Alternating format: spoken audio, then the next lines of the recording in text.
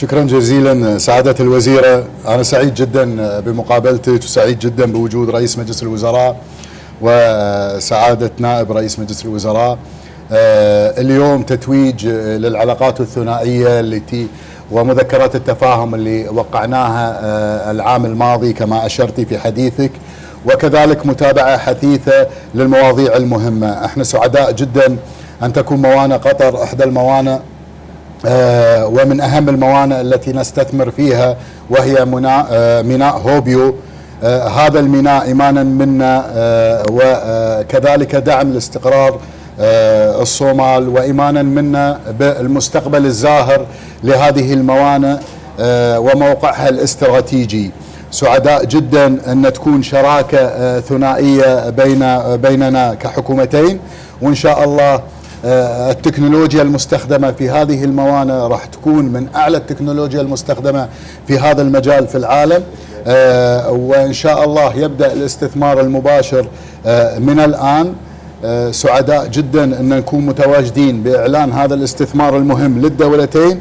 أشكركم جزيلا على حفاوة الاستقبال، وإن شاء الله نتطلع إلى مزيد من العلاقات الثنائية في جميع المجالات بين دولة قطر وجمهورية الصومال الشقيقة.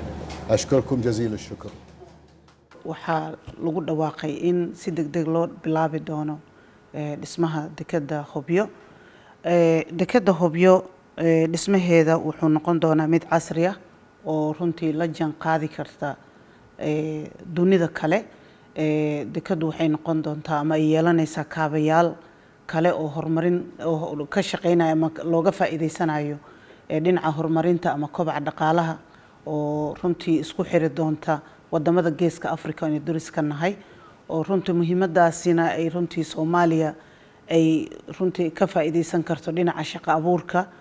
Sidaan hore u sheegnayba dekadani waxay runtii ay fududeyn doontaa xiriirka wadamada dariska aynu nahay dhinaca dhaqaalaha, dhinaca shaqo abuurka, iyo marka la fiiriyo casriyeynta dhismaha dekada ay yeelan doonto oo ah mid casri ah oo qaab teknolojiya lagu saleeyay noqon karta, buuxin kartana la jaan qaadi kartana adduunka kale ama dekadaha caalamiga ah sida ay u shaqeeyaan.